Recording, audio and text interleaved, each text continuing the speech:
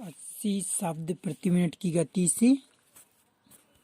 अध्यक्ष महोदय, हमारे माननीय वित्त मंत्री जी द्वारा पेश किए गए वित्त विधेयक का मैं पूर्णतः समर्थन करता हूँ।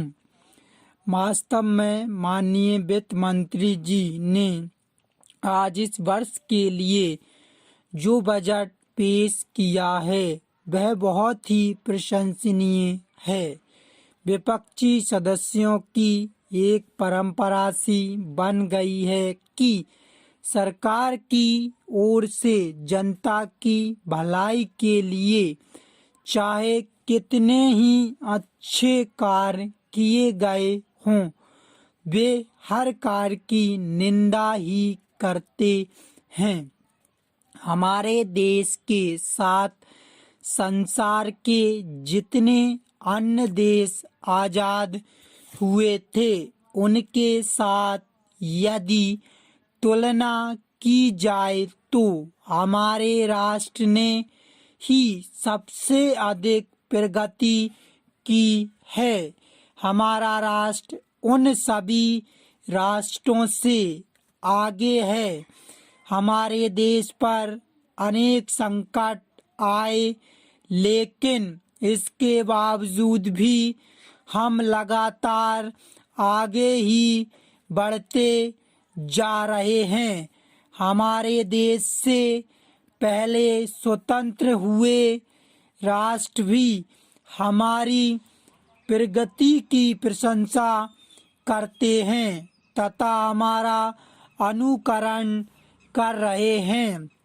माननीय प्रधानमंत्री जी ने गांवों के विकास के लिए अनेक घोषणाएं की हैं। हमारे देश के प्रथम प्रधानमंत्री पंडित जवाहरलाल नेहरू ने इस राष्ट्र के जिस विकास का सपना देखा था उसे पूरा करने के लिए इस बजट में अनेक प्रावधान किए गए हैं। इसकी चारों ओर से प्रशंसा की जा रही है। हमारे देहात अभी भी काफी पिछड़े हुए हैं और उनके विकास की ओर हमें अधिक ध्यान देना चाहिए। हमारे गांव दो हिस्सों में विभाजित हो गए हैं। गांवों में कुछ लोग तो वे रहते हैं जो ब्रिटिश काल में अंग्रेजों के समर्थक थे। उनकी स्थिति आज भी अच्छी है। उनके बच्चे उच्च शिक्षा प्राप्त कर रहे हैं।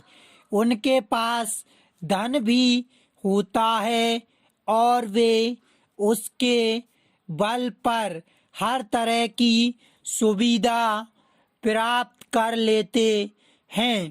परंतु दूसरी ओर कमजोर वर्ग के लोग भी गांवों में रहते हैं जिनके पास शिक्षा का अभाव रहता है और वे हमेशा बेरोजगारी की स्थिति में दबे रहते हैं।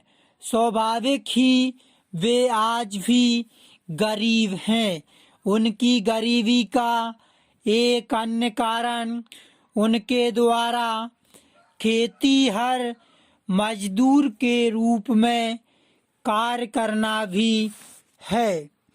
आज हम देखते हैं कि कृषि के लिए आधुनिक मशीनें प्रयोग में आने लगी हैं, जिसके कारण अनेक खेतीहर मजदूर बेकार हो गए हैं।